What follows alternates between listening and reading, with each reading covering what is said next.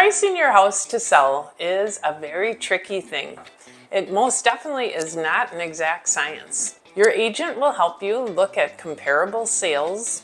Those are homes that are like yours in your area that have sold hopefully in the last 90 days or worst case last 180 days or so. Also, we'll look at what are your competition, right? What are listings that are currently active for sale or that are billed as coming soon and are going to be hitting the market in the next week or two? Pricing is not a perfect or exact science. Usually your agent is going to give you a range to list in. Often you are better off, believe it or not, by going at the bottom of the range.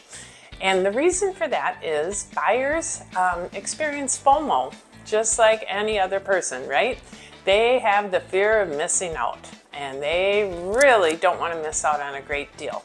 So if your house hits the market and it is priced to be billed as a great deal, those buyers are going to go crazy. They are going to offer you over asking, they're going to strip contingencies, they're going to do everything they can to get that house because they don't want to miss out on this great deal, okay? If you go on the other end, like I just had a seller do, she looked at all the comps, gave her the range, she's like, I think the market's hot, right? Everybody's talking about all these multiple offers. I'm going on the top and even a little higher than you recommend, Beth, okay? Well, what can I say? It's not my house that I'm selling, it's hers. So I said, we'll try it. And guess what? We had 12 showings in a week, so because the market is hot, right?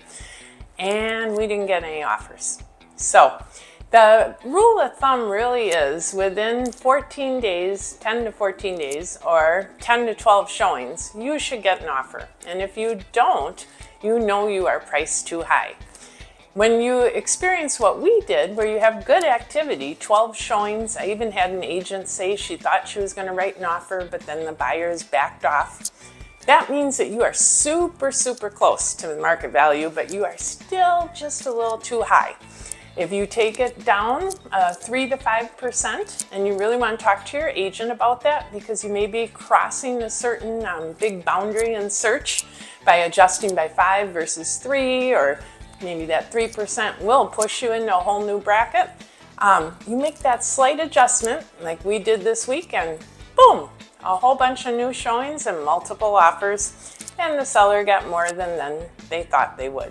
The moral of the story again is when you're pricing your house, take your agent's advice and don't be afraid to price on the low end.